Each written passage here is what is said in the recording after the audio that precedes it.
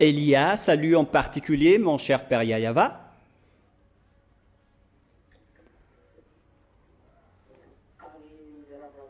Et je salue en particulier également mon cher Yahushua. Et à tous les enfants de Dieu qui le méritent, qui protègent leur sainteté et qui gardent bien la justice, qui s'accrochent bien à cela jusqu'à la fin. Que Yahushua vous bénisse tous.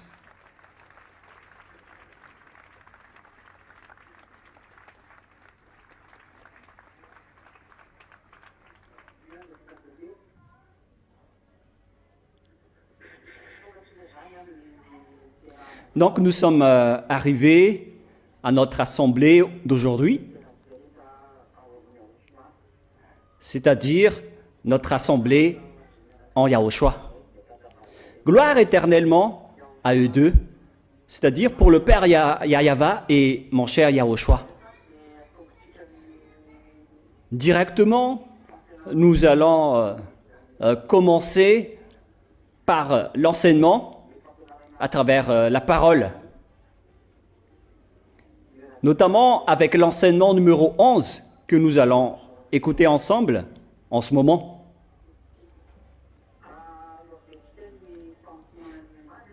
Nous allons d'abord rappeler un peu le résumé de celui d'hier.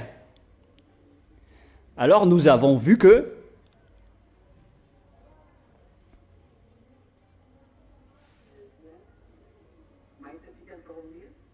nous avons vu dans le livre de l'Apocalypse, portant le chapitre... quel chapitre déjà? Nous nous sommes arrêtés au chapitre 13, concernant le sujet sur lequel personne ne peut ni vendre ni acheter, mais aussi à propos de la fin de la réalité et de la réalisation de ce que va faire cette bête. Et c'est justement là que je vais faire une petite remarque. Et donc nous allons revenir un peu sur le schéma que j'ai enseigné hier. Comme quoi, personne ne peut ni acheter ni vendre sans avoir la marque de la bête, c'est-à-dire au sujet de la puce électronique. Et il y a aussi le sujet de... comment déjà? On ne peut rien faire sans avoir la marque de la bête. Et d'ailleurs, plusieurs personnes sortent aussi des noms au sujet de la marque de 666. Même il y a des noms malgaches qui sont au nombre de 666. Donc chacun peut faire ce qu'il veut à ce sujet. Mais ce que la parole a dit, c'est que c'est celui qui a la sagesse et qui a l'intelligence et la conscience, c'est celui-là qui peut connaître le nombre du nom de la bête s'il veut le faire. Mais moi, je vous ai déjà enseigné que pour vous les agneaux, vous ne devez pas entrer dans ce domaine, puisque on vous a déjà donné la force pour protéger vos chemins, pour qu'aucun de vous ne soit attrapé par cette bête et ses troupes à cause du Saint-Esprit qui est avec vous, car c'est le Saint-Esprit qui vous protège, d'après l'enseignement d'hier. Et au contraire, c'est vous qui allez vaincre, car vous n'allez jamais trahir. C'est ça, avoir la victoire. Les gens vont voir que tous les gens qui combattent la bête sont tous détruits, même vous les agneaux, car leur objectif, c'est que tout le monde se prosterne devant la bête pour prier. Mais les agneaux, par contre, ils n'acceptent pas de se prosterner ou de prier à la bête. C'est pourquoi ils vont vous persécuter, ils vont vous tuer. Mais par contre, c'est votre chair qui va être tuée, mais votre esprit ne sera pas tué, car vous n'accepterez jamais de vous prosterner devant la bête. C'est pourquoi les agneaux de Yahushua vont avoir la victoire. Certes, tous ceux qui se battent contre elle va être vaincu, parce que personne ne peut la vaincre. Si c'est du côté charnel, elle va vaincre, mais sur le plan de l'esprit, elle ne va pas vaincre. C'est au contraire les enfants du Très-Haut, les ZA, qui vont vaincre. Pourquoi? Parce qu'ils ne vont pas trahir. C'est pourquoi l'enseignement numéro 10, portant le titre « Ceux qui sont avec Yahushua vainquent la bête », puisqu'ils ne trahiront jamais. C'est pourquoi ils vont avoir la victoire. Est-ce que c'est clair, les enfants? Et donc, l'explication suivante, c'est à propos de la venue de Gog, l'arrivée de Gog. À quel moment Gog va arriver?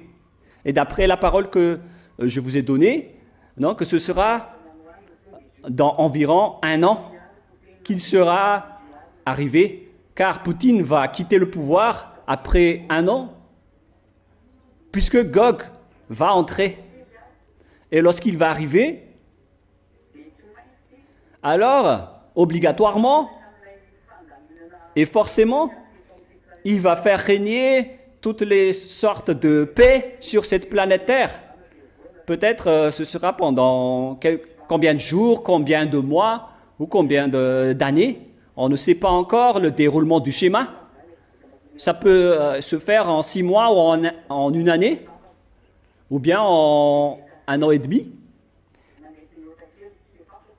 Peut-être un peu plus, mais après, il y aura forcément une paix qui va faire régner sur cette terre pour instaurer son pouvoir. Et à ce moment-là, tout le monde entier doit le reconnaître. Il va montrer donc ses pouvoirs. Et lorsqu'il va faire son organisation, et puisque tout le monde entier le reconnaisse, et personne ne peut le contrer, car si quelqu'un le contre, il va le tuer, et lorsqu'il va instaurer son pouvoir, c'est là que les 7 ans vont commencer. Et après qu'il va instaurer les 7 ans de règne, à ce moment-là, tout le monde entier va le reconnaître. Et c'est à ce moment-là que les 3 ans et demi vont commencer, puisque tout le monde entier le reconnaisse. Alors, il va persécuter tous les agneaux de Yahushua, ainsi que toutes les personnes convaincues à Yahushua partout dans le monde. Et là, vous imaginez, vous voyez que c'est vraiment une histoire très difficile. Tout ce qui va être réalisé va arriver très bientôt. Et donc, c'est à partir des 6 mois, des premiers 6 mois que la persécution va commencer. À partir de ces 7 ans, ce ne sera pas comme le nouvel ordre mondial que vous imaginez, mais c'est un nouvel ordre mondial organisé par Gog qui va instaurer tout le système pour que tout le monde se prosterne devant Gog. Et les religions qui vont intervenir à ce sujet, ce sont les religions de la deuxième bête, pour que les gens se prosternent et reconnaissent Gog. Alors, ils vont utiliser ces 2 religions.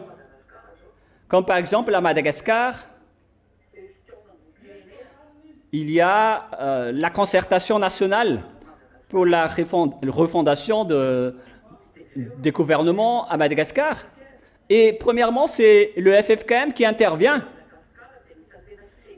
car Madagascar, c'est l'une des premières cibles qui va suivre ça automatiquement. Après l'arrivée de la bête, c'est Madagascar qui sera se plier premièrement devant elle, et elle va accepter la bête jusqu'à la fin. Déjà, Gog est déjà à Madagascar. Je parle des Russes. On voit déjà le schéma à Madagascar. Et ce sont les religions qui interviennent dans le partage du sujet de Gog, car c'est dans ces religions qu'il va se développer. Et c'est aussi le cas à Madagascar. Moi, je ne dis pas que je ne dis pas que c'était dans un petit moment, mais ça fait déjà depuis longtemps que ça arrive à Madagascar.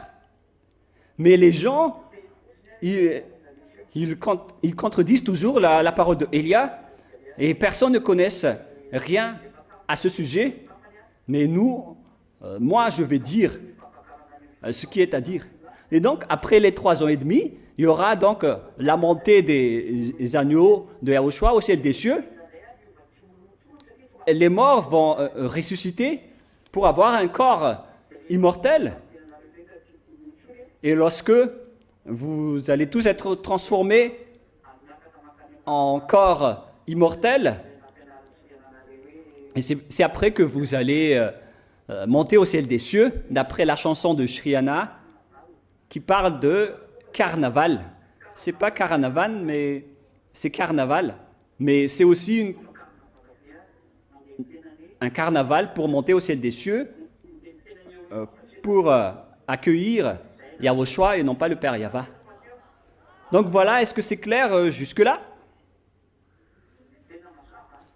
C'est très clair.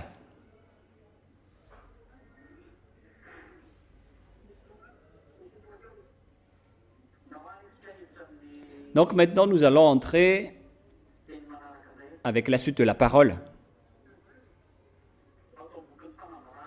Toujours dans le livre de la déclaration de l'Apocalypse, mais avec le chapitre 13 que nous allons voir ensemble. Apocalypse chapitre 14. Chapitre 14. Je regardais, et voici l'agneau se tenait sur la montagne de Sion.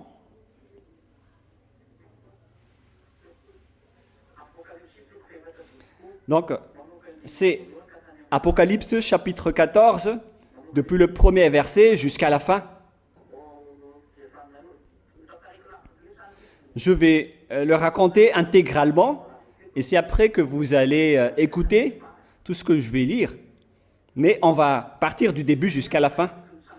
Je regardais, et voici l'agneau se tenait sur la montagne de Sion, c'est-à-dire qu'il se tenait sur la montagne de Sion, qui se trouve en Israël. Il s'agit de la montagne de Sion, qui se trouve en Israël. Et avec lui, 144 000 personnes qui avaient son nom, et le nom de son père écrit sur leur front. Donc, sur les fronts de ces 144 000 personnes, avait été écrit son nom, ainsi que le nom de son père. Le nom du père, c'est Yahva, bien évidemment. Le père qui l'a engendré. Voilà.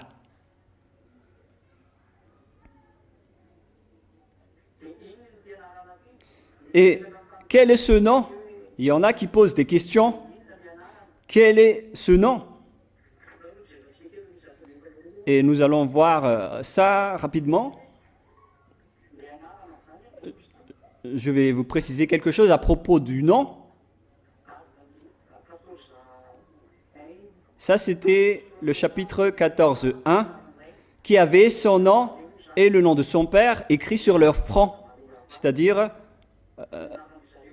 leur nom ainsi que le nom du Père Yahva. Je veux parler des noms des 144 000 personnes qui sont spécialement des Israéliens.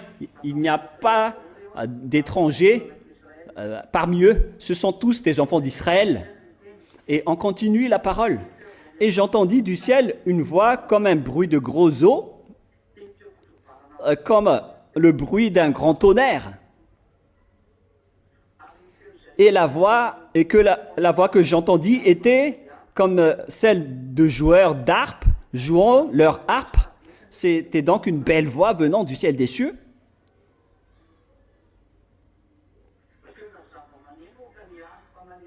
Une voix d'instrument de musique, d'harpe, qu'on entend comme un bruit de grosses eaux ou d'un grand tonnerre. Alors que c'est de la musique, c'est comme la chute de la bombe. Et dans ce bruit, il y a aussi un bruit de grand tonnerre. C'est ça donc la voix d'harpe. C'est pas comme la voix de guitare, mais c'est autre chose. Et la voix que j'entendais comme celle de joueurs d'harpe jouant de leur harpe, et ils chantaient une cantique nouveau devant le trône et devant les quatre vivants et les vieillards. Et personne ne pouvait apprendre le cantique, si ce n'est les 144 000 qui avaient été rattachés de la terre, qui avaient été rachetés de la terre. Ce sont eux qui ne sont pas souillés avec les femmes, car ils sont vierges. Ce sont tous d'ailleurs des hommes qui n'ont jamais accouplé avec des femmes. Ils suivent l'agneau partout où il va. Ils ont été rachetés d'entre les hommes comme les prémices pour Dieu et pour l'agneau. C'est donc une sorte de déclaration qui dit qu'il existe des humains qui ont été élus parmi les Israéliens, car c'est là-bas qu'a eu lieu la première sélection des humains en Israël. Donc ce sont donc des bonnes récoltes parmi ces humains. Ils sont vierges et ils n'ont jamais été mariés. Et après, nous allons voir qui sont venus d'Israël, mais on va continuer d'abord. Et ça n'a rien à voir avec les Malgaches, ni les Français, ni les Anglais. Et ce sont ceux qui... Et dedans leur bouche ne s'est point trouvé de mensonge, car ils sont irrépréhensibles. Et je vis un autre ange qui le volait parmi eux, à toute langue et à tout peuple. Et nous allons donc revenir tout d'abord dans Apocalypse 7, 3. Nous allons voir concernant les 144 000, puisque la parole est justement là. Apocalypse donc 7, 3, 4, 5, 6, 7, 8, 9, 10.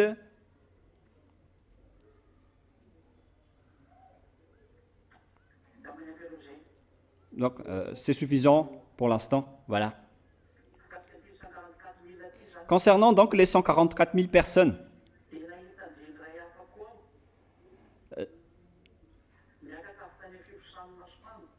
et je vis un autre ange qui montait du côté du soleil levant et qui tenait le sceau de Dieu vivant. Il cria d'une voix forte aux quatre anges à qui il avait été donné de faire du mal à la terre et à la mer. Et il dit,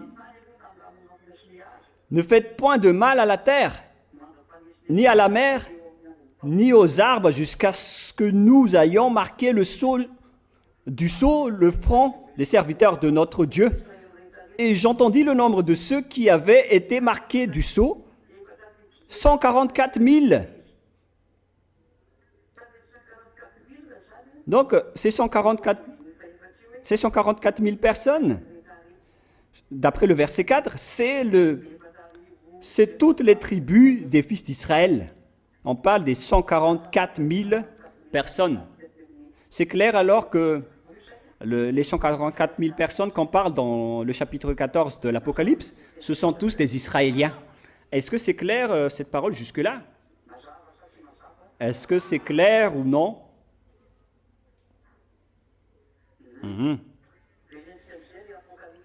Donc, nous allons revenir dans Apocalypse 14, 3 et 4. Nous sommes au verset 4 en ce moment. Apocalypse 14, 4. Ce sont ceux qui ne se sont pas souillés avec des femmes. Ils sont vierges. Ils suivent l'agneau partout où il va. Ils ont été rachetés d'entre les hommes comme des prémices pour Dieu et pour l'agneau. C'est comme lorsque, lors des récoltes, il y a des prémices. Donc, ce sont les prémices, les premiers lots de récolte. Et là, ce sont des prémices d'hommes. C'est 144 000 personnes. Ce sont donc les élus des élus par le Père Yahweh et Yahushua. Et ce sont tous des Israéliens et non pas des étrangers ou des autres nations. Verset 6. Je vis un autre ange qui volait par le milieu du ciel. Là, c'est tout autre chose qu'on parle. Ayant un évangile éternel pour annoncer aux habitants de la terre, à toute nation, à toute tribu, à toute langue et à tout peuple. Ce rôle, c'est ce que Élia fait en ce moment. C'est Élia qui accomplit ce travail actuellement.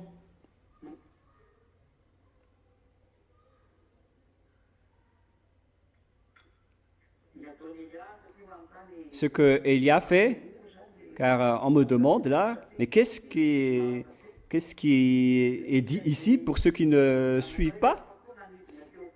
Je vis un autre ange qui volait par le milieu du ciel. C'est-à-dire qu'il a volé en haut du milieu du ciel, ayant un évangile éternel, c'est-à-dire cette parole de la vérité que vous écoutez en ce moment, pour annoncer aux habitants de la terre, à toute nation, à toute tribu, à toute langue et à tout peuple. Ce n'est autre que Élia que vous voyez en ce moment. C'est lui qui va prêcher l'évangile, qu'on décrit ici comme un autre ange qui volait par le milieu du ciel. Et si vous allez dire, comment ça se fait que vous êtes un ange? Moi, je vous ai déjà dit que je ne viens pas de chez vous. Mais cette parole parle de Élia et ce qu'il fait. Voilà Élia.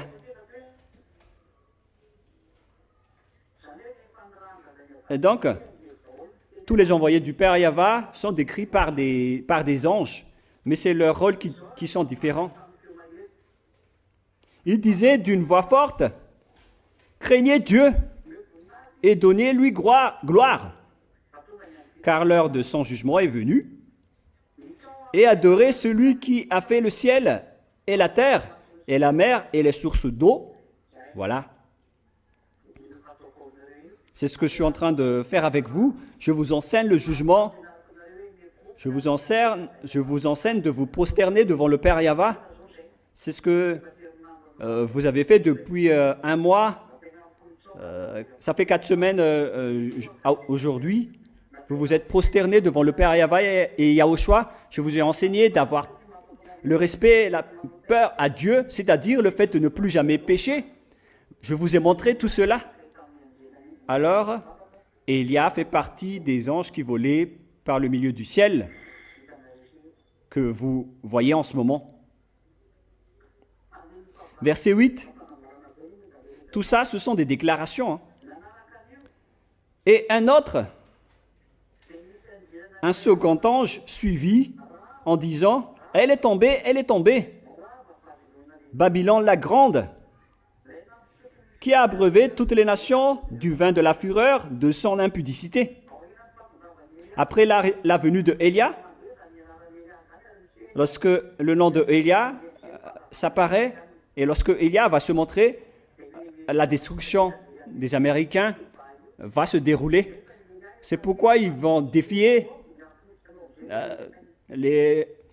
Cuba, alors que Élia a déjà dit que vous allez être détruits à Cuba, car les Russes vont vous frapper que vous aimez ou non. Et si les Russes aussi ne vont pas le faire, ils vont être détruits. Et ils doivent le faire, forcément. C'est pourquoi on dit Élia est arrivé. Et lorsque Élia est arrivé, toutes les paroles doivent être exécutées jusqu'à la persécution de la grande Babylone, qui ne sont que les Américains, et qui ont fait du mal dans ce monde, qui ont fait du mal à ce monde qu'on voit réellement. Et là, ils vont se battre. Le roi de la Russie, qui est Gog, contre la femme prostituée qui sont les Américains. Verset 9. Et un troisième ange les suivit, en disant d'une voix forte, « Si quelqu'un adore la bête et son image, et reçoit une marque sur son front ou sur sa main, il boira aussi du vin de la fureur de Dieu, versé sans mélange dans la coupe de sa colère, et il sera tourmenté dans le feu et le soufre devant les saints anges et devant l'agneau, et la fumée de leur tourment monte au siècle des siècles, et ils n'ont de repos ni jour ni nuit, ceux qui adorent la bête et son image, et quiconque reçoit la marque de son nom. » Ici donc, tous ceux qui ont suivi la bête vont être persécutés et vont souffrir à jamais, car ils vont même boire le vin de la fureur du Père Yahva dans la coupe de sa colère. Ils ont versé sans mélange le vin de la fureur dans la coupe de sa colère. Et il sera tourmenté dans le feu et le soufre. Et tous ceux qui vont se prosterner devant l'image de la bête vont être en souffrance éternellement. Donc, après la destruction de la femme prostituée, alors la bête va entrer et il va utiliser la télévision et tout le reste avec la puce que je vous ai déjà dit. Et tout ça est déjà en cours, hein, surtout dans les pays à l'étranger, c'est déjà en cours. Mais à Madagascar, c'est encore faible l'utilisation. Mais en fait, les pays pauvres ainsi que Madagascar, ce n'est pas prioritaire pour eux, mais ce sont les grands pays, les pays développés qui sont les plus importants pour eux. Allons-y. Verset 11. Et la fumée de leur tourment monte au siècle des siècles. Ici donc c'est très clair que la souffrance sera éternelle. Car il y a des gens qui disent qu'il n'y aura pas de souffrance éternelle car Dieu pardonne. C'est un mensonge. C'est le diable qui dit cela. Mais lorsque vous êtes frappé et vous êtes... si le Dieu d'Abraham vous fait souffrir, alors vous allez souffrir éternellement à jamais, sans liberté, sans libération. Et c'est vrai, hein, moi je le confirme. Mais vous pensez que le Père Yahva, est-ce qu'on peut plaisanter avec lui? Non. Verset 12. C'est ici la persévérance des saints qui gardent les commandements de Dieu et la foi en Yahushua.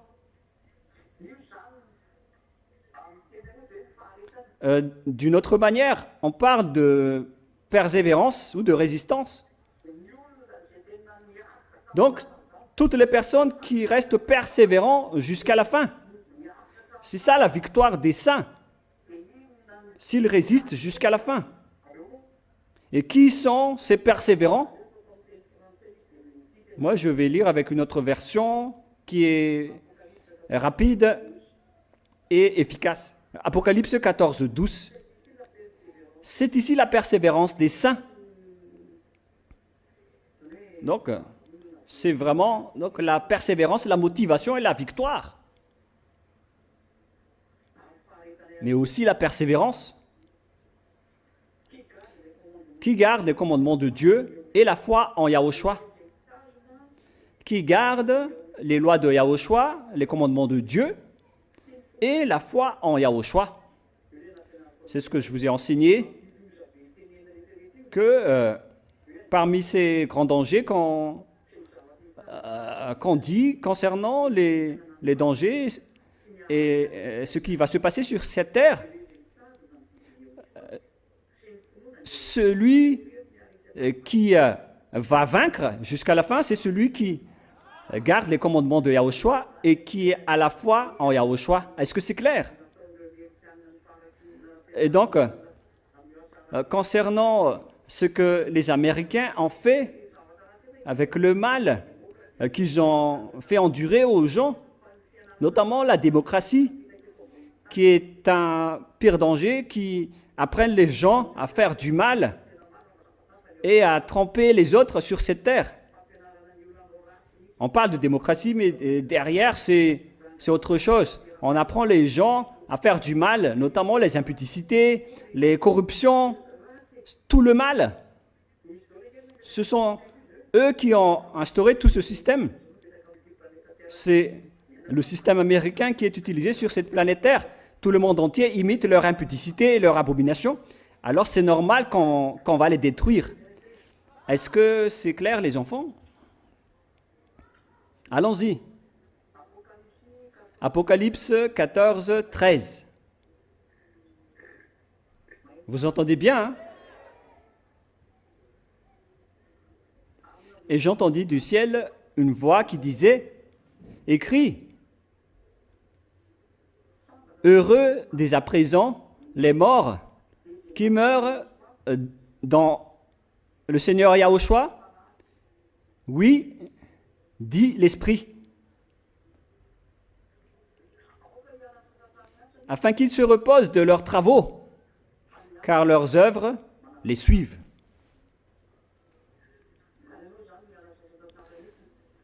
Donc les morts en Yahushua vont vraiment se reposer. Ils se reposent de leurs travaux, car leurs œuvres les suivent désormais.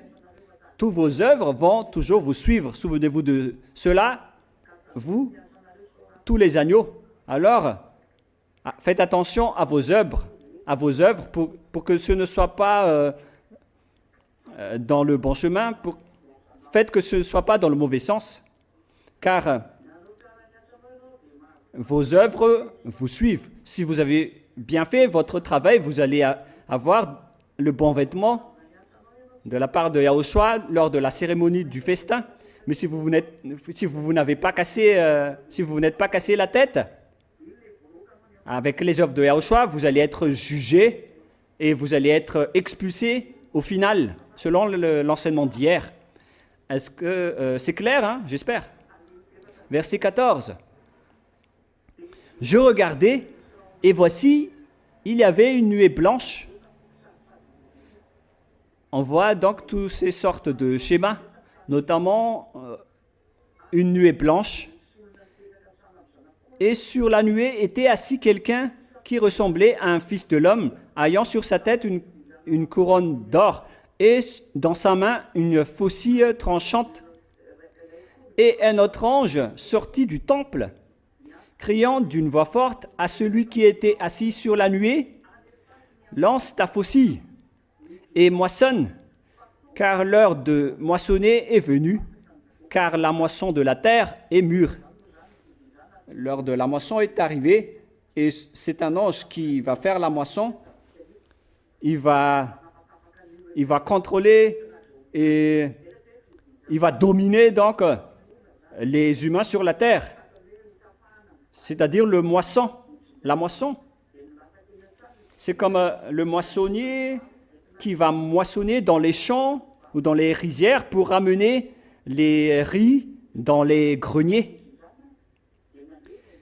Et ici, ce sont des anges qui vont faire moissonner pour châtier tous les humains, car l'heure du moisson, pour eux, est arrivée. On va voir qui sont les sages qui se sont rapprochés de Yahushua et qui sont les folles qui ne se sont pas rapprochés de Yahushua. Est-ce que c'est clair jusque-là, les enfants?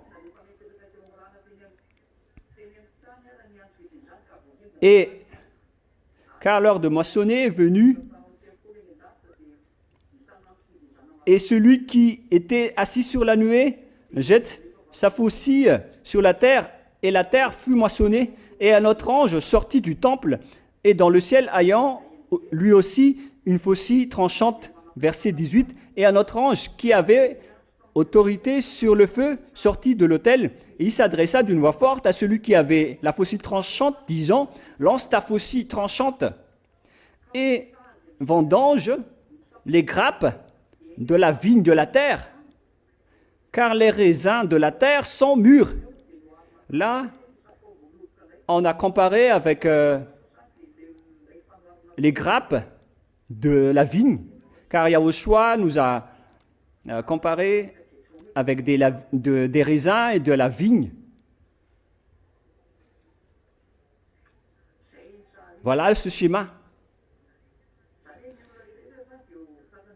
Donc, on va aussi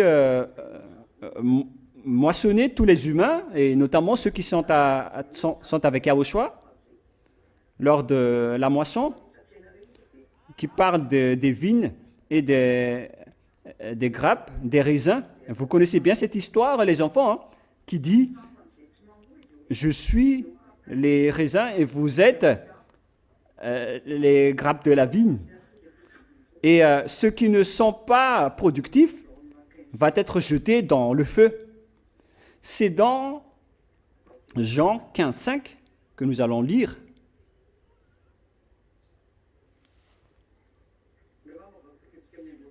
Bon, nous allons commencer à partir du premier verset. Nous allons commencer. Jean 15, 1, 2, 3, 4, 5. Le 1 et le 2, et après on va continuer, ainsi de suite. Je suis le vrai cep.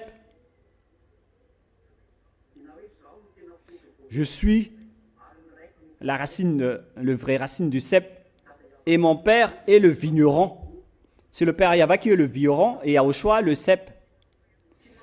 Tous les sarments qui est en moi et qui ne portent pas fruit, il le retranche. Voilà le pire danger. Si vous n'allez pas produire de fruits en Yahushua, que ce soit en termes de justice ou de sainteté, notamment les œuvres saintes, les œuvres justes et saintes, alors Yahushua va vous retrancher. Il va vous jeter en enfer. Et tout sarment qui porte fruit, il l'émande, afin qu'il porte encore plus de fruits. Voilà.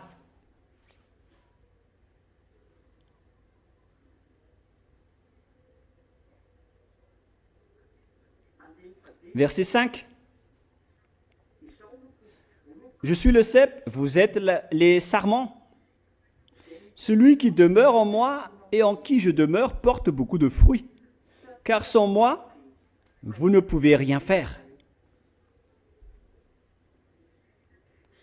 Tous ceux qui ne demeurent pas, si quelqu'un ne demeure pas en moi, il sera jeté dehors, comme le sarment, et il sèche. Puis on ramasse les sarments, on les jette au feu et ils brûlent. Alors faites bien attention, pour vous qui ne portent pas de fruits, ça ne sert à rien. Ce n'est pas un refuge ici en Yahushua. C'est un endroit de préparation pour ceux qui vont aller au ciel des cieux. Et si vous irez là-bas, si c'est votre objectif, alors que vous soyez un sarment productif, qui porte des fruits. Est-ce que c'est clair? Le schéma, donc, vous rectifiez et vous corrige ici les agneaux. Faites bien attention pour ceux qui ne sont pas productifs. Hein. Ils vous corrigent. Ils vous incitent vraiment à ne pas vous tromper par vous-même. Il faut montrer votre amour pour Yahushua. Est-ce que c'est clair? Allons-y alors. Nous allons maintenant revenir dans Apocalypse 14, verset 19. Et l'ange jeta ses faucilles sur la terre, et il vendagea la vigne de la terre. Ici donc, c'est la terre qui est devenue la vigne, car les grappes et les raisins étaient, étaient par terre. Et jeta la vendage dans la grande cuve de la colère de Dieu, et la cuve fut foulée hors de la ville. Donc, lorsqu'on a distingué le mal et le bien de cette terre, tous ceux qui ne voulaient pas être avec Yahushua, ils sont éliminés automatiquement. C'est vraiment pire, hein? Et tous ceux qui sont avec Yahushua ont été bien entretenus, et Yahushua les prend bien soin d'eux. Et voyez-vous, vous qui sont vraiment avec Yahushua, tout marche de votre côté. Je ne dis pas qu'il n'y a pas de problème, mais on voit bien que vous montez et vous réussissez dans tous vos chemins. Mais tous ceux qui ont dénigré Yahushua, ils n'ont rien reçu.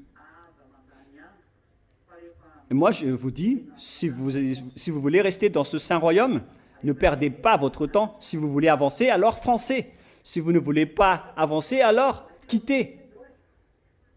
Ce n'est plus le moment de faire du n'importe quoi. C'est le moment de préparer votre chemin pour aller au ciel des cieux. Alors, ne plaisantez plus. Est-ce que c'est clair? Et la cuve fut foulée hors de la ville, et du sang sortit de la cuve jusqu'aux morts des chevaux sur une étendue de 1600 stades. C'est vraiment du sang. On parle ici de beaucoup de morts. C'est beaucoup de morts comme pas possible. On parle ici de morts des chevaux. C'est au niveau des morts des chevaux que le niveau du sang va s'élever. Et la longueur de ce terrain, c'est environ 300 km. Donc, si on mesure la longueur, alors vous allez voir des cadavres sur 300 km de long. Et le niveau du sang et le niveau des cadavres sera au niveau jusqu'aux morts des chevaux. C'est ce qu'on parle d'ici. Ce n'est pas le niveau du sang, mais le niveau des cadavres, des personnes qui sont mortes. Leur niveau va jusqu'aux morts des chevaux.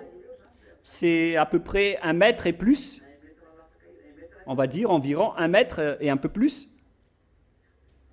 Donc c'est le niveau des cadavres de personnes jusqu'à une étendue de 1600 stades. 1600 stades, si on va mesurer, c'est 1600.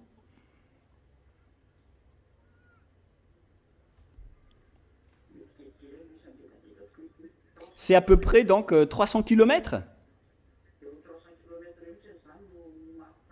Donc, le nombre des hommes morts, des cadavres qui se reliaient dans la rue, alors ça va jusqu'à 300 km de long, avec 1 mètre et plus de hauteur.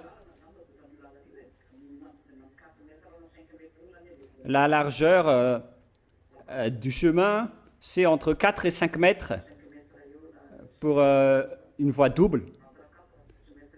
Et donc, la largeur de la rue, c'est entre 4 et 5 mètres, avec une longueur de 300 km. Largeur, c'est 5 à 6 mètres, avec une hauteur de environ 1,50 m. Voilà donc le niveau de la mort des chevaux. Alors imaginez le niveau des cadavres, le nombre des cadavres. Et où vont tous ces cadavres? Où est-ce qu'on trouve ce sujet? C'est dans le livre de Joël. On va tous vous montrer, voilà, le déroulement du schéma. C'est pour préparer tout le monde. Hein. Le but de cette parole, c'est dans Joël chapitre 3, verset 1. Joël chapitre 3, versets 1 et 2. C'est là qu'on trouve cette histoire. Car voici en ces jours, en ces temps-là, quand je ramènerai les captifs de Juda et de Jérusalem, c'est-à-dire qu'on va ramener en captif les Israéliens. On va ramener les captifs de Juda et des Israéliens. Ils étaient libérés de leur captivité en 1822, à l'époque du président Ben Gurion. Ils ont eu leur indépendance le 14 mai 1947, si ma mémoire est bonne. Donc, ils ont été rapatriés dans leur terre. Ils ont eu leur indépendance. Ils ont été revenus de leur esclavage qu'ils ont subi. Verset 2. Je rassemblerai toutes les nations et je les ferai descendre dans la vallée de Josaphat. La vallée de Josaphat se trouve à Méguidon. C'est pourquoi on parle de Arméguidon, qui se trouve en Israël. Donc, la vallée de Josaphat et Armageddon ne se trouvent que dans un seul endroit. Méguidon, c'est la montagne, et la vallée de Josaphat, c'est la vallée concernée. C'est pourquoi Armageddon, c'est là-bas qu'il y aura la guerre atroce. Là, j'entrerai en jugement avec elle au sujet de mon... Je rassemblerai toutes les nations et je les ferai descendre dans la vallée de Josaphat à Armageddon. Si une personne voyage en Israël, elle peut voir cet endroit, car ce n'est autre que la vallée de Josaphat qui est l'Armageddon. C'est la montagne qui est Méguidon. Arm veut dire montagne, et la vallée de Josaphat se trouve en bas, comme les rizières en bas de la montagne. Lorsqu'on voit une montagne, il y a toujours une vallée, des rizières en bas. Mais là, on parle vraiment d'une vallée. Et d'après ce qu'on dit ici, cette vallée peut contenir jusqu'à plus de 200 millions de personnes, selon les réflexions des observateurs, pour ceux qui aiment observer et réfléchir. Donc c'est une très grande vallée. Mais les chercheurs et les penseurs, ils ne savent rien. Mais c'est Élia qui parle en disant que cet endroit est préparé pour accueillir les 200 millions de soldats qui vont combattre contre Yahushua. Et ces 200 millions de soldats vont venir attaquer Israël. C'est pourquoi je vous dis aux Israéliens, il faut fuir tant que vous le pouvez. Ne restez pas en Israël, surtout les femmes. Car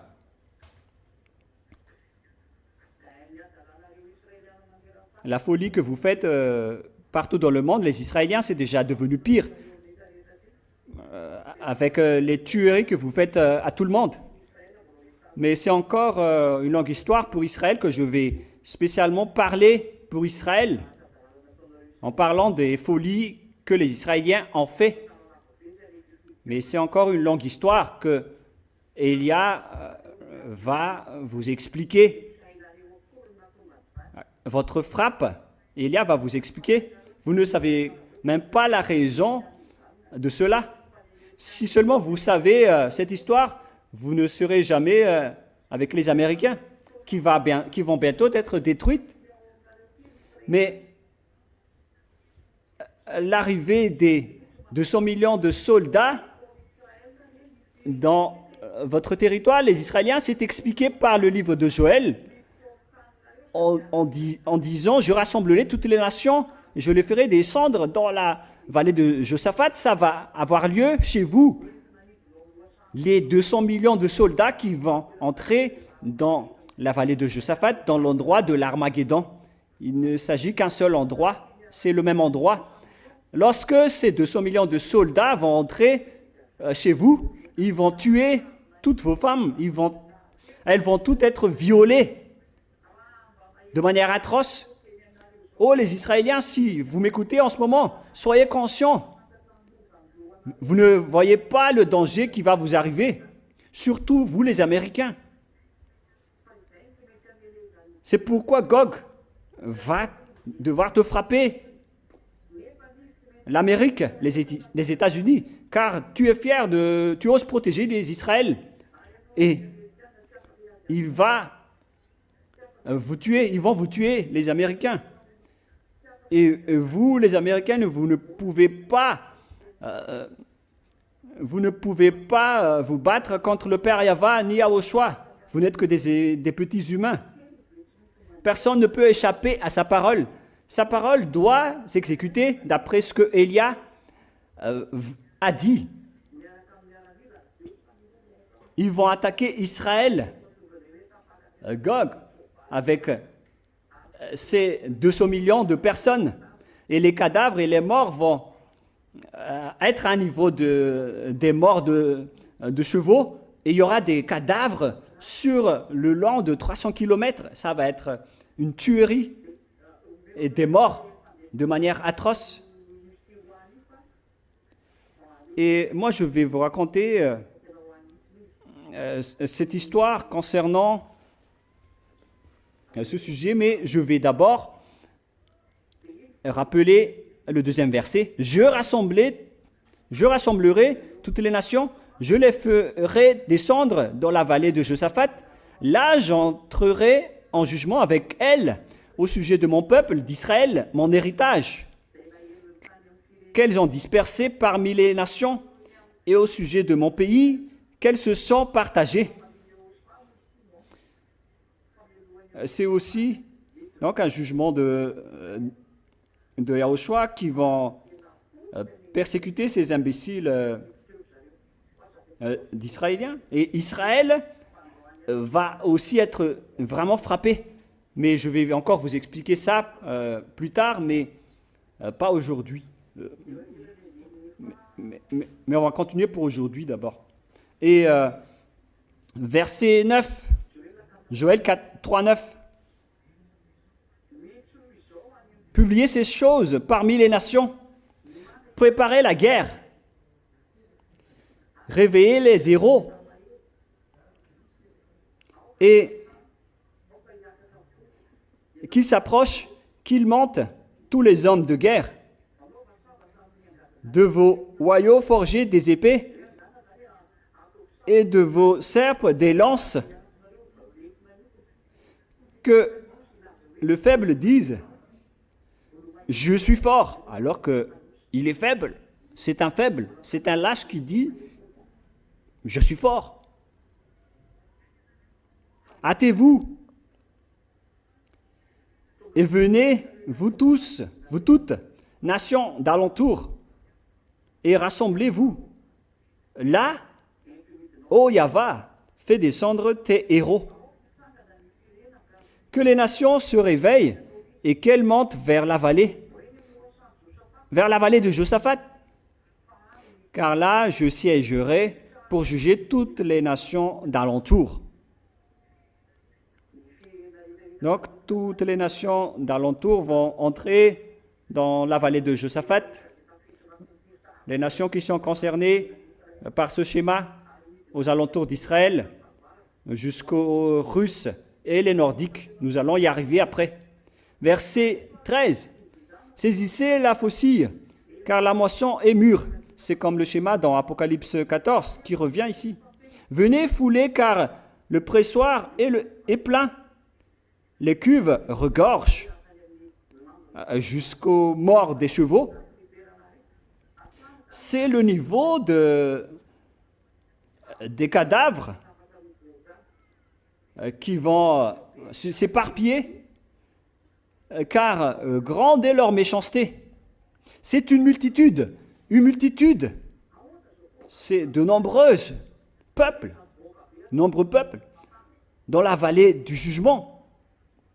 Car le jour de l'Éternel est proche dans la vallée du jugement. Le soleil et la lune s'obscurcissent et les étoiles retirent leur éclat. Même le soleil et la lune s'obscurcissent et les étoiles retirent leur éclat. De Sion, Yahva rugit. Le Père Yahva est en colère depuis la montagne d'Israël. C'est ce que ça veut dire. De Jérusalem, il fait entendre sa voix. La voix de Yahva va sortir. Les cieux et la terre sont ébranlés. Mais Yahva est un refuge pour son peuple, un abri pour les enfants d'Israël. Lorsque les enfants d'Israël vont se tourner face à ce danger, il y aura encore donc la protection de Yahva pour eux à ce moment-là. Mais ça va être vraiment pire pour eux. Verset 17. Et que vous saurez que je suis Yahva, votre Dieu, résidant à Sion, ma sainte montagne. Jérusalem sera sainte et les étrangers n'y passeront plus. C'est pour montrer que Israël m'appartient, il ne faut pas y toucher, même si le monde entier l'a déjà piétiné à cause des mauvaises choses et des dangers que les Israéliens ont fait. Ce schéma nous montre donc que Gog va vraiment venir en Israël, Gog, le roi de la Russie. Nous allons voir la parole à ce sujet dans le livre d'Ézéchiel maintenant. Est-ce que vous entendez? Nous allons maintenant entrer dans le livre d'Ézéchiel. Ézéchiel 38, nous allons revenir à ce sujet. Ézéchiel 38, versets 1 et 2. Et versets 3 et 4. La parole de Yahva me fut adressée en ces mots. Fils de l'homme, tourne ta face vers Gog, au pays de Magog, vers le prince de Roc, de Méshek et de Toubal, et prophétise contre lui. Tu diras, ainsi Yavarle, le Seigneur Yahva, voici, j'en veux à toi, Gog, prince de Roc, de Méshek et de Toubal. Méshek ici, ce n'est autre que Moscou actuellement. Ce sont donc des pays nordiques où se trouve la Russie également. Je t'entraînerai et je mettrai une boucle à tes mâchoires. Je te ferai sortir, toi et toute ton armée. On va obliger et forcer Gog de sortir car il ne veut pas sortir. Ce Gog, le roi de la Russie. Il ne veut pas sortir. Donc je t'entraînerai et je mettrai une boucle à tes mâchoires. Je te ferai sortir, toi et toute ton armée, chevaux et cavaliers,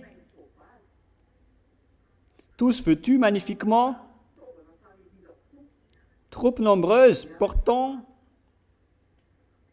le grand et le petit bouclier, tous maniant l'épée.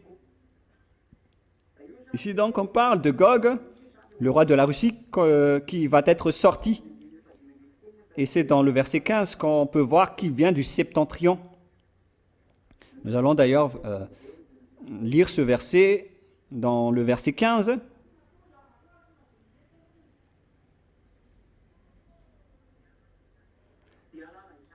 Alors, tu partiras de ton pays, des extrémités du septentrion, toi et de nombreux peuples avec toi, tous montés sur des chevaux, une grande multitude, une armée puissante. Qui vient du septentrion? Je vous ai déjà enseigné que c'est la Russie. Si on part d'Israël, qui est le centre de la terre, selon la Sainte Écriture, c'est Israël qui est le centre de la terre. Et juste en haut, au nord d'Israël, on trouve directement la Russie, si vous regardez sur la carte. Et c'est la Russie qui est avec elle. On revient dans le verset 5. Verset 5, nous allons lire. Ézéchiel 38, 5. Nous resterons toujours dans le livre d'Ézéchiel si je ne change pas. Hein. Mais lorsque je change de chapitre, je vais préciser. Lorsque je ne change pas de chapitre, nous restons dans le même. D'accord? Voilà. Donc, Ézéchiel 38, 5. Et avec eux, ceux de Perse, d'Éthiopie et de Pout, tous portant le bouclier et le casque. Ce n'est autre que les Iraniens actuellement. C'est pourquoi on dit que vous faites vraiment une bêtise, les Américains, pour combattre les Iraniens. Vous ne les vaincrez jamais. La guerre que vous menez contre l'Iran va vous détruire au contraire. Je ne dis pas que vous ne pouvez pas les frapper. Hein. Vous pouvez les frapper, mais vous n'allez pas les détruire. Et si vous continuez, vous allez être détruits, car ils ont été déjà envoyés par notre père. Les Iraniens ont été déjà ordonnés par notre père qu'ils vont s'allier avec la Russie. Alors ce n'est pas vous, les Américains, qui va les détruire. Ce n'est pas vous qui allez détruire leurs bombes nucléaires. C'était un ordre venant du père Yahva et de Yahushua. Ils ont créé leurs bombes nucléaires. Maintenant, ils en possèdent. Ils possèdent des bombes nucléaires. Je vous le dis, monsieur le président Donald Trump, ils ont vraiment des bombes nucléaires, les Iraniens. Et moi, je vous donne directement la réponse. Ils ont des bombes. C'est pourquoi ils n'ont pas peur de vous. Et ils vont oser vous bombarder, ils vont oser vous lancer ces bombes. Hein. Donald Trump, c'était un signe pour vous, ce qu'ils ont lancé à Diego Garcia. Ils font penser à une chose étrange chez eux s'ils ont réussi à envoyer des missiles de longue portée à Diego Garcia. C'est rare que les missiles arrivent à faire ce longue portée. Ça se rapproche de la puissance nucléaire, hein, si c'est le cas. Mais moi, je vous parle quand même. Mais vous ne voulez pas écouter Elia? Moi, je ne me soucie pas. C'est mon rôle de parler, car les esprits qui sont élus pour revenir chez nous, Elia doivent les appeler. C'est ça le rôle d'Elia. Il raconte toutes les choses qui vont arriver à la fin des temps. Mais si vous ne voulez pas écouter, tant pis pour vous. Ne soyez pas juste attrapés par nous, car le nôtre est déjà en cours. Celui du Père Yahva est déjà en cours. Mais ne grondez pas lorsque vous allez être frappés. Ce sont les Perses qui sont avec toi, la Russie, c'est-à-dire les Iraniens, et les Éthiopiens ainsi que la Libye, ce sont des Africains. C'est pourquoi les Africains aussi vont être alliés avec la Russie, c'est logique. Car c'est l'or qu'on lui a donné, et c'est forcément des militaires aussi qui vont diriger l'Afrique, comme ce qui se passe à Madagascar en ce moment. C'est un militaire qui dirige le pays. Alors, il n'y a plus aucune solution, aucune autre solution. Ça ne marche plus pour l'Afrique si ce n'est pas la directoire militaire, car c'est devenu compliqué. La religion d'être en relation avec Gog. Et moi, je vous ai déjà prévenu, hein, vous pouvez entrer dans le mauvais schéma, mais vous allez être tué rapidement. Vous pouvez tester. Et lorsque ça va arriver, vous allez vous souvenir de ma parole. Moi, je ne me soucie pas de tout cela. Moi, je dis juste que voilà la parole du Créateur. Si vous voulez entrer dans le mauvais sens, allez-y. Si vous ne voulez pas entrer dans le mauvais sens, alors ne le faites pas. C'est pourquoi il y a beaucoup de dirigeants américains, de dirigeants africains, de dirigeants militaires en Afrique. Et moi, je vous ai déjà donné le signal qu'une fois que le président sud-africain va être un militaire, c'est un repère que je vous donne à tous les enfants de Dieu, à tous les anneaux de Yahushua, que votre persécution va commencer. Gomer et toutes ses troupes, et la maison de Togarma à l'extrémité du septentrion, et toutes ses troupes, peuples nombreux qui sont avec toi. Voilà donc les millions de soldats qui vont partir à Armageddon dans la vallée de Josaphat. Les voilà. Verset 7. Prépare-toi, tiens-toi prêt. Toi, et à l'époque, votre ambassadeur a donné l'ordre aux Iraniens de construire leur armement. Ils ont créé l'usine nucléaire en Iran. L'Iran a directement suivi l'ordre. C'est pourquoi je dis, vous les Américains qui trempez vos doigts dans les affaires des Iraniens, vous allez y mourir. Hein. Si seulement Donald Trump m'avait écouté de ne pas entrer dans ce schéma. Elia vous a conseillé de ne pas entrer dedans. Vous allez y mourir. N'entrez pas dedans. Mais si vous voulez quand même entrer, alors ça n'engage que vous. Et d'un autre côté, le chemin est devenu difficile, même pour entrer à Cuba. Mais pourquoi vous allez par-ci et par-là? Tout ce que vous touchez, ce sont des dangers. Vous avez été envoyé, mais dans le mauvais sens. Mais hélas, si vous ne voulez pas écouter. Et sois leur chef. Prépare-toi, tiens-toi prêt, toi et toute ta multitude assemblée autour de toi, sois leur chef. C'est pourquoi on dit que forcément c'est la Russie qui sera le chef de tout le monde, notamment tous les pays du Nord, ainsi que les régions de Moyen-Orient. C'est la Russie qui va être le chef des Américains. Et les Orientaux aussi vont rejoindre la Russie. Les Orientaux sont aussi concernés à cause de cette parole. Nous allons maintenant changer de verset et de chapitre en allant dans Apocalypse, chapitre 16, à partir du verset de quel?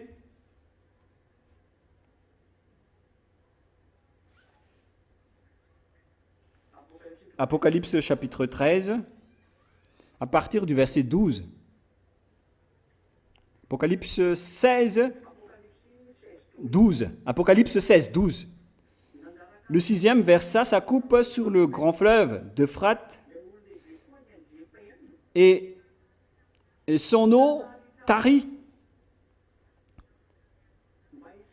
afin que le chemin des rois venant de l'Orient fût préparé. Donc, tous ces gens-là vont aussi aller en Israël, voilà leur objectif. Et là, on voit que c'est le fleuve qui est le sorte de barrage qui bloque les Orientaux pour aller en Occident, en Israël. Ils sont bloqués par le fleuve d'Euphrate, car le fleuve va d'en haut jusque dans le golfe Persique, jusqu'à maintenant. Il déverse jusqu'au golfe Persique. Donc, on doit sécher le fleuve afin que le chemin des rois venant de l'Orient fût préparé. Et les Orientaux, les pays de l'Est, ce sont la Mongolie, le Pakistan, l'Afghanistan et tout le reste. Et lorsque tous les Orientaux vont se développer, vont avancer, alors tous les Occidentaux vont être détruits. C'est pourquoi Elia a dit, l'OTAN va être détruit et la démocratie aussi. Il s'agit également de l'accomplissement de la parole de Elia. Hein. Là, puisque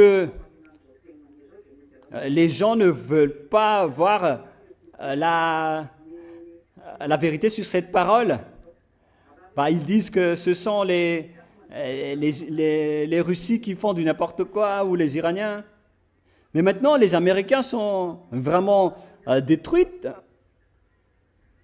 avec la guerre en Russie, avec la guerre en Iran. C'est pourquoi ils ont demandé de l'aide à la Chine pour résoudre la guerre en Iran. Sachez que personne ne peut échapper à la parole de Elia, depuis Donald Trump, le président américain, jusqu'au plus petit. C'est pourquoi je vous conseille de ne pas entrer dans la guerre en Iran si c'est encore possible, car vous allez directement combattre le Dieu d'Abraham si vous contrez cette parole. Et moi, je vous ai déjà dit que c'est dangereux pour vous, Cuba. Vous allez mourir là-bas. Vaut mieux que c'est un autre président qui va le faire et non vous. Mais puisque vous ne voulez rien savoir, alors tant pis pour vous. Bon, on va laisser tout ça de côté. Ce sont des simples conseils comme les autres. Vous pouvez les suivre, vous pouvez ne pas les suivre. Et là, on voit que les Orientaux aussi, y compris les Chinois, sont concernés. C'est pourquoi les Russes et les Chinois sont alliés depuis longtemps. Depuis 2001, j'ai enseigné cela. À l'époque, les Russes étaient encore faibles et les Chinois ne pouvaient encore rien faire. Les Chinois ont monté en puissance depuis récemment, hein, après l'enseignement de Elia, parce qu'ils doivent venir en Israël. Et c'est pourquoi ils sont montés en puissance. Tout ça, avec l'histoire de la Russie, c'est l'accomplissement de la parole, notamment avec les Américains qui vont être déchus. Mais vous pouvez ne pas croire, et on verra la suite. Mais au moment où vous allez être heurté, alors vous allez vous souvenir de Elia. Nous allons maintenant revenir dans Ézéchiel 38. Où est-ce que la Russie va aller après? Où est-ce qu'ils iront? Nous allons donc voir la suite de cette histoire. Dans Ézéchiel 38, à partir du verset 8. Ézéchiel 38, 8, concernant la Russie et ses alliés. Où est-ce qu'ils iront? Où est-ce qu'ils vont? Moi, je vous dis directement la réponse. Je vous donne directement la réponse. Ils iront à Armageddon. Car les Chinois ainsi que les Orientaux, ils iront aussi à Armageddon. Il faut me rappeler cela après pour que je vous le précise.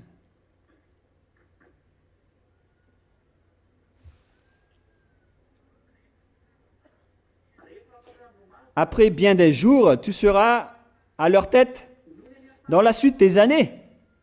Vers la fin des années, on ne sait pas en quelle année. Tu seras à leur tête.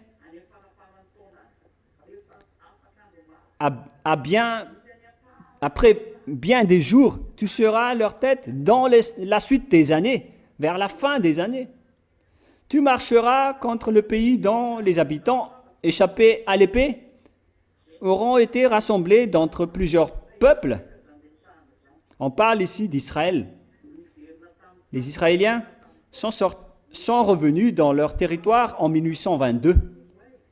C'est dans notre génération actuelle. Ils ont eu leur indépendance le 14 mai 1947. Auront été rassemblés d'entre... Tu marcheras contre le pays dont les habitants échappés à l'épée auront été rassemblés d'entre plusieurs peuples. Où est cet endroit? Sur les montagnes d'Israël, longtemps désertes, retirés du milieu des peuples, ils seront tous en sécurité dans leur demeure. C'est-à-dire, ils vont venir frapper Israël, les Russes, dans l'endroit de la vallée de Josaphat, qui n'est autre que Armageddon. C'est à la fin que ça va venir, que ça va arriver. Verset 9, non, verset 15.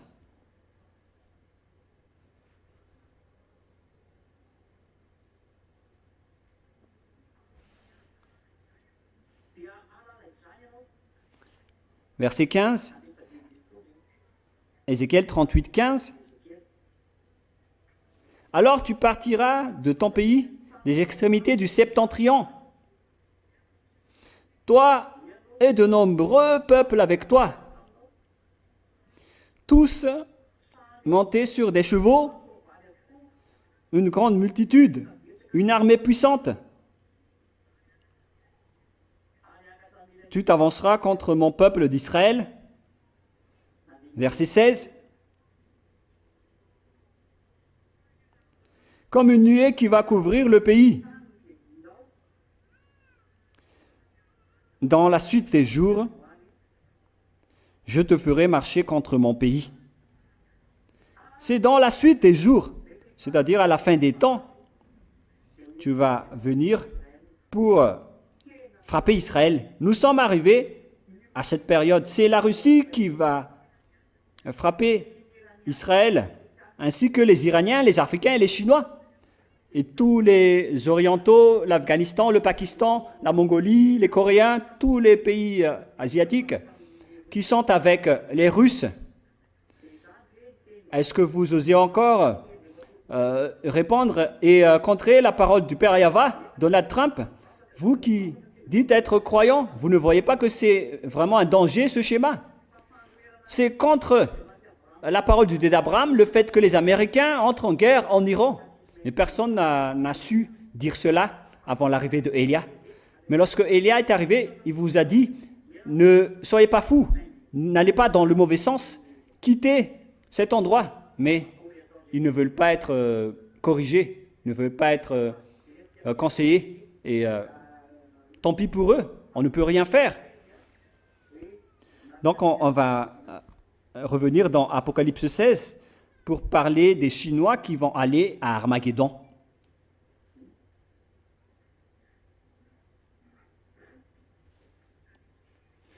Apocalypse 16.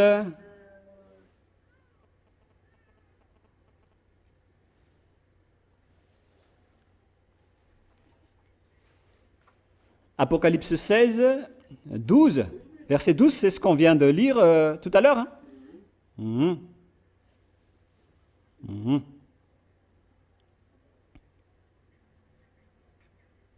Nous allons lire à partir du verset 13 maintenant.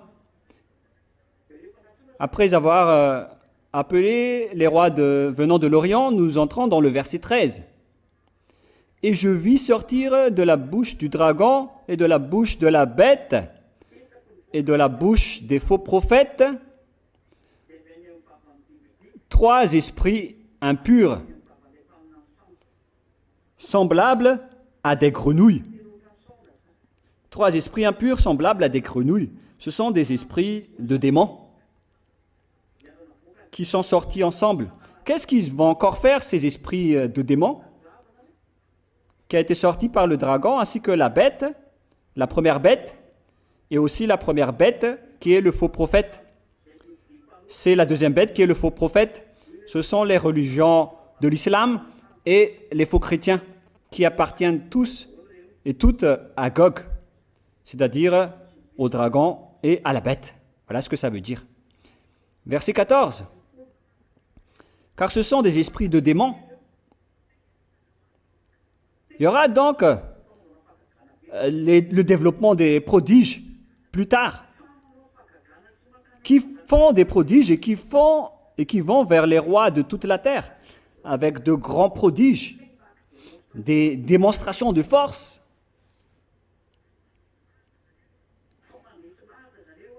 Ils vont convaincre les gens et ils vont convaincre tous les rois de la terre afin de les rassembler pour le combat du grand jour du Dieu Tout-Puissant, qui n'est autre que à Armageddon, dans la vallée de Josaphat. Ils savent que ils savent que le Père Yahvé et Yahushua vont arriver. Ils vont faire sortir les esprits de la tromperie et des prodiges pour convaincre les gens d'aller dans la vallée de Josaphat, alors que c'est une tromperie, un mensonge. C'est pourquoi Élia entre en scène et intervient fortement, car avant tout cela, il y aura une grande guerre qu'ils vont affronter contre Élia. C'est vraiment un danger, les enfants, mais on le raconte juste. Là, le monde entier se prépare à ce sujet. C'est pourquoi la Russie doit monter en puissance pour prendre le pouvoir. Et à ce moment-là, le monde doit se taire. Il n'y a plus de solution. À ce moment-là, l'histoire est bien terminée. La Russie va prendre le pouvoir et l'autorité. Le moment est arrivé et tu dois le faire, que tu aimes ou non. C'est l'ordre de Élia. Tout le monde doit appliquer son rôle, car le jour du châtiment et de vengeance du Père Yahvé est arrivé. Nous allons tuer. Ce n'est pas moi, hein, mais c'est le Père Yahvé, le propriétaire de la parole. C'est le Père Yahvé qui va le faire. Voilà. Verset 15. Voici, je viens comme un voleur. Heureux celui qui veille et qui garde ses vêtements, afin qu'il ne marche pas nu et qu'on ne voit pas sa honte. Et ça, c'est pour vous, les agneaux. Hein. Faites bien attention. Heureux celui qui veille et qui garde ses vêtements. De quels vêtements on parle ici? Ce sont les œuvres justes des saints. Dès maintenant, il faut garder vos vêtements, c'est-à-dire les œuvres justes des saints que je vous ai enseignées. Il faut bien faire votre travail. Il ne faut plus se plaindre. Faites en sorte d'avoir et de conquérir le cœur de Yahushua en gardant la sainteté et la vérité, en faisant les œuvres de Yahushua, afin qu'il ne marche pas nu et qu'on ne voit pas sa honte. Si vous allez être nu, ça va être dangereux, vous allez avoir honte et vous allez être humilié. Verset 16. Ils les rassemblèrent dans le lieu appelé en hébreu Armageddon.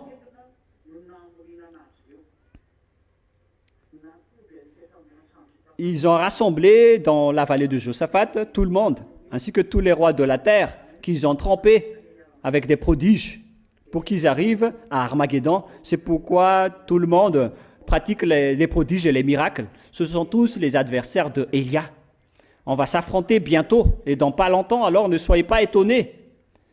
C'est pourquoi je vous ai dit, envoyez toutes vos forces, on va s'affronter bientôt, dans pas longtemps. Dès maintenant, entrez-vous fortement avec tous vos miracles, le maximum de prodiges que vous savez faire, car on va s'affronter. Vous allez affronter Élia. Voilà. Nous allons maintenant entrer dans Apocalypse chapitre 14, avec le dernier verset, le verset 20. Apocalypse 14, 20.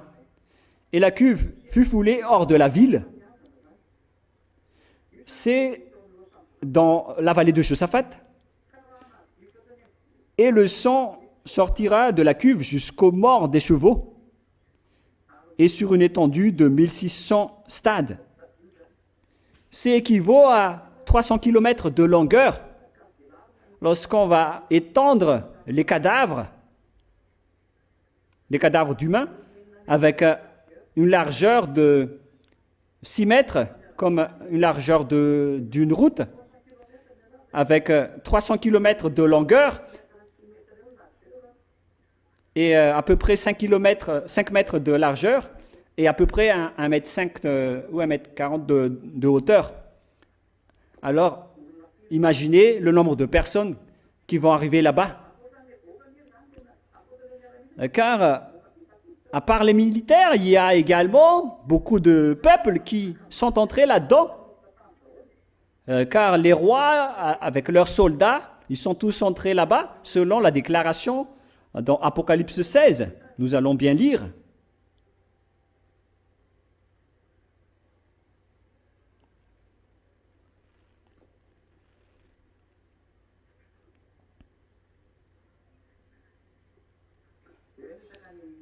Qui parle du fait de tromper les rois. C'est où déjà? Mhm. Verset 14. Ce sont des esprits, des démons, qui font des prodiges et qui vont vers les rois de toute la terre afin de les rassembler pour le combat du grand jour du Dieu Tout-Puissant. Ils ont rassemblé tous les présidents du monde. Et ils vont ramener aussi leurs soldats et leur peuple, leur population.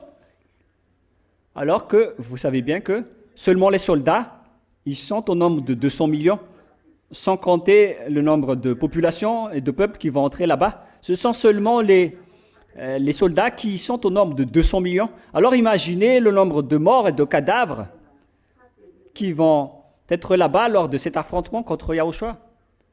Ça va faire beaucoup de morts, les gens. C'est vraiment un danger.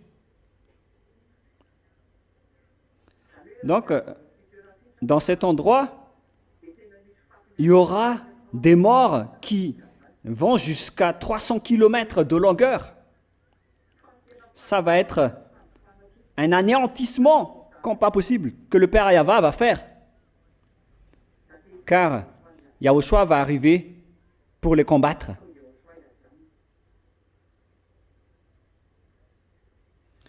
Nous allons d'ailleurs lire cette parole qui parle que Yahushua va venir pour les combattre au cas où il y a ceux qui ne comprennent pas. Car il y a une suite à ce sujet, c'est dans Apocalypse encore. Apocalypse chapitre 20.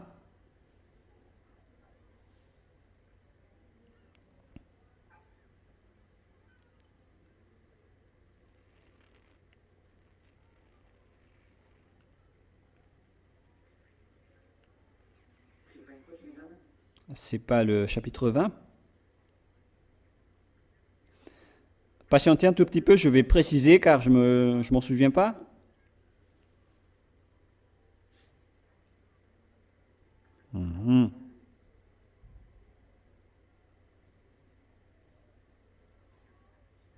Apocalypse 19.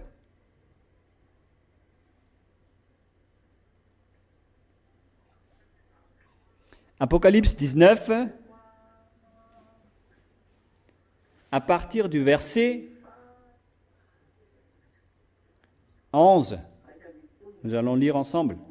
À partir du verset 11, où nous voyons ici Yahushua qui est paru avec les soldats du ciel des cieux pour combattre la bête. Et aux côtés de Yahushua, à ce moment-là, il y aura Elia. Apocalypse 19, à partir du verset 11, 12, 13, 14, 15, 16, 17, 18, 19, 20. Puis je vis le ciel ouvert, et voici parut un cheval blanc. Celui qui montait s'appelle fidèle et véritable, et il juge et combat avec justice. On parle ici de Yahushua.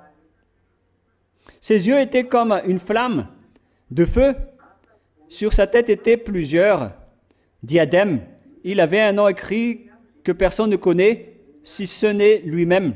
Et il était revêtu d'un vêtement teint de sang. Son nom est la parole de Dieu.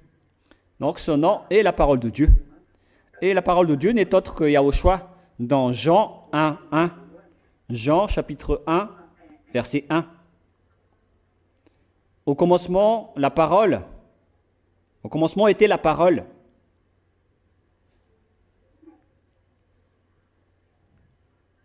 Et la parole, c'est Dieu, et la parole était en Dieu. Il était en Dieu depuis le commencement. Et c'est à travers lui qu'on a créé tout ce monde. Au commencement, la parole était en Dieu. Et la parole était avec Dieu. Et la parole était Dieu. Donc la parole de Dieu ici, c'est Yahushua. C'est Yahushua qui est la parole de Dieu.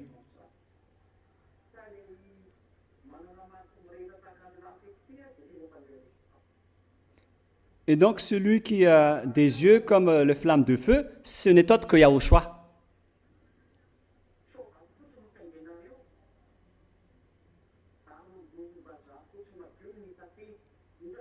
les armées qui sont dans le ciel suivaient sur des chevaux blancs revêtus d'un fin lin blanc pur. C'est donc les vêtements qu'on va vous demander au ciel des cieux lors de la cérémonie du festin. Donc tous les soldats de Yahushua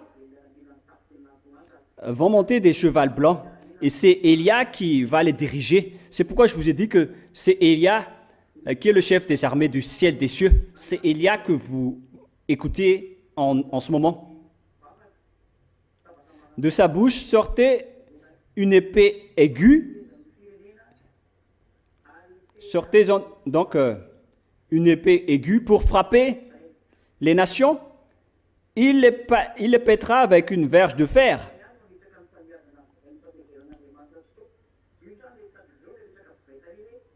Et il fouera la cuve du vin de l'ardente colère de Dieu Tout-Puissant.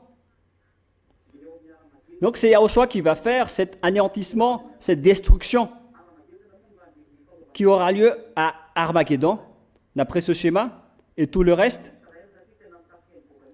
Parce que c'est en Armageddon qu'aura lieu l'affrontement avec Gog qui a attaqué Israël. C'est là donc le dernier rendez-vous, ce sera là. Mais le rôle de Élia d'abord, c'est de rassembler les autres nations et les étrangers pour être ramenés en Yahushua. C'est ce que je fais en ce moment.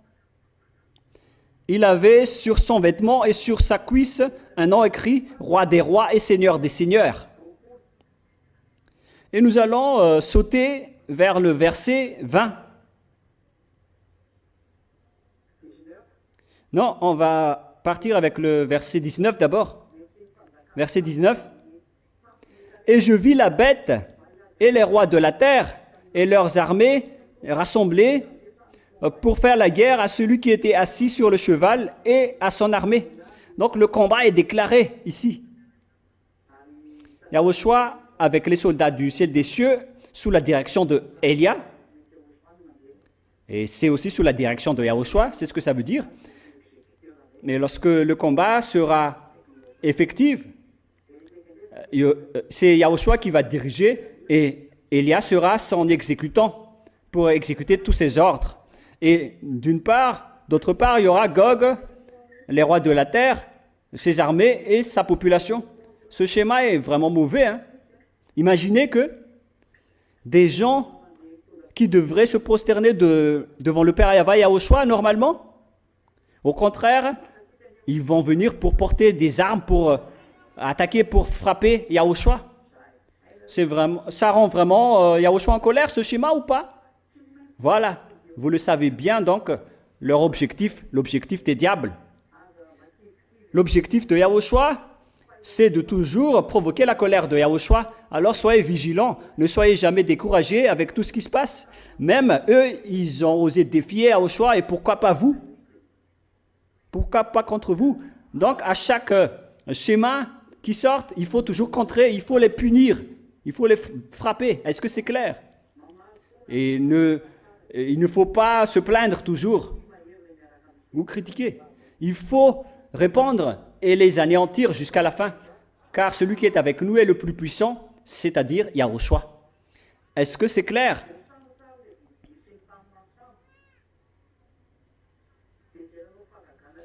Et la bête fut prise avec elle, le faux prophète qui avait fait devant elle les prodiges par lesquels il avait séduit ceux qui avaient pris la marque de la bête et qui adoraient son image.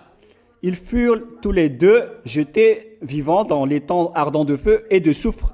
Et les autres furent tués par l'épée qui sortait de la bouche de celui qui était assis sur le cheval, et tous les oiseaux se rassasièrent de leur chair. C'est vraiment une grande destruction. Gog est détruit. Voilà la fin de Gog. Il va finir par attaquer Yahushua en Israël. En venant en Israël, c'est pourquoi je dis aux Américains de rester tranquilles. Vous n'avez plus aucune autorité. Tous ceux qui vont entrer dans ce que je viens de dire vont entrer dans le mauvais sens. moi, je vous ai déjà dit que la solution se trouve chez Élia. La clé est entre mes mains. Il n'y a plus aucune solution. Ça doit être exécuté selon notre programme et notre organisation, selon le programme du Père Yahweh et de Yahushua. Et Élia va exécuter toutes les paroles, ainsi que tous les soldats du ciel des cieux. Vous devez accomplir toutes les paroles que vous ne devez pas contrer, car on est déjà dans la fin des temps. Voilà notre leçon d'aujourd'hui. C'est très long, car on a vraiment développé. Et la prochaine fois, nous allons entrer dans l'Apocalypse chapitre 15. Et je vous souhaite à tous d'être bénis par Yahushua. Restez bien fermes. Et pour les étrangers, le moment d'entrer est entré. Le moment où vous devez appeler Élia est arrivé. C'est le moment pour vous de fuir, pour se rapprocher de Élia, pour aller chez Yahushua. Ne tardez plus. Ce n'est plus le moment de poser des questions. C'est le moment de prendre une décision. Soit vous avancez, soit vous restez. Prions ensemble. Merci infiniment, Père Yahva, pour toutes ces paroles. Le moment est arrivé d'accomplir tes paroles. Je ne vais plus dire que tout doit être accompli, car l'accomplissement est déjà arrivé. L'exécution est déjà arrivée à propos de toutes les paroles que j'ai dites et que j'ai partagées auparavant. Tout doit être accompli à la lettre, sans bavure. Père Yahva, gloire éternelle à toi. Ton jour de châtiment est arrivé. Merci infiniment pour l'arrivée de ce moment. Avance maintenant l'accomplissement de la parole. N'attends plus des jours pour l'accomplir. Il faut appliquer la parole du Père Yahva et Yahushua. Alors avance l'accomplissement, car toutes les choses attendent l'accomplissement des paroles, et les soldats du ciel des cieux est prêt pour accomplir les paroles selon tes organisations, selon ton programme. Confirme toujours tes paroles, ô mon Dieu d'Abraham, qui envoie Élia en ce moment. Gloire éternelle à toi. Père Yahva, je n'arrête pas de demander, protège tes agneaux, protège les agneaux que tu as élus, Yahushua, à travers ton sang, que tu as sauvés. Protège-les pour ceux qui se battent très fort pour aller chez toi, ceux qui s'accrochent bien à toi, qui cherchent tous les moyens pour arriver vers toi, pour ceux qui insistent fortement, que tu les regardes, Yahushua. Aide tous ceux qui se battent fort pour toi. Bénis leur nourriture, l'eau qu'ils boivent, leur travail, ainsi que tous ceux qui sont bien pour eux, notamment leur santé, et protège chacun. Père Yahva Yahushua, gloire éternelle à vous deux. Confirme toujours vos paroles et accélère l'accomplissement de toutes les choses. Merci infiniment, Père Yahva, et au nom de toi, Yahushua, je fais toutes ces paroles. Merci infiniment, Yahushua. Amen. Voilà donc pour la parole. Je vous souhaite à tous d'être bénis par Yahushua, et à la prochaine. Au revoir tout le monde.